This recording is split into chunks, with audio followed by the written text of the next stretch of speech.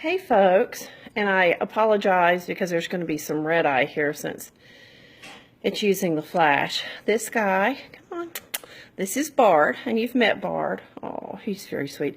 One of the reasons why I'm using flash is not because I want red eye, but because I want you to see.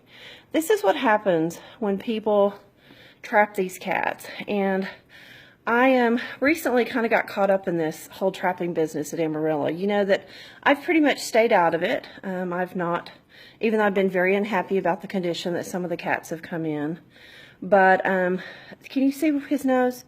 That's all peeled off where he beat himself up on the trap. And I had the misfortune, I guess, of reading the so-called explanation of the gentleman who, not the gentleman who's actually doing the trapping, but apparently a neighbor, and why they're doing this trapping. And you know, the excuses vary from, oh, they're making a mess and they're sick. This guy's not sick. He is in very good health.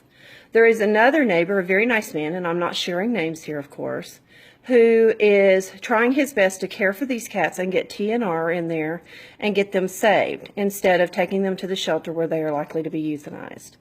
So, you know, the next time that you see us taking these cats from Amarillo, and I know that some of you get kind of frustrated because I'm always begging for help and I'm always begging for money and I'm always begging for fosters, and I know that it's kind of frustrating for some of you that I don't listen when I shouldn't take.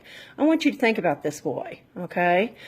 We have named him Bard because he has a big story to tell. Be expecting his tale later this week. He's going in Tuesday to be neutered and to be tested. We're going to pray he's negative. And I just want you to think about Bard when you think about the cats on the streets and what's happening at Amarillo. I really do. I think he and Hershey and Saga, who you're going to see again in a moment, they've really brought this home. By the way, I had to put them in the beds. They have never had beds, so they don't know what it is. I've had beds in here ever since they've been here. Neither one of them would go into a bed. I finally today fixed it and put them in the beds, and they finally realized what a bed was. So, and they're finally learning that there's always going to be food and there's always going to be water. So, next time that you know, and I'm sorry, I'm a little on my pedestal here. I'm a little upset after reading some of the comments that were made.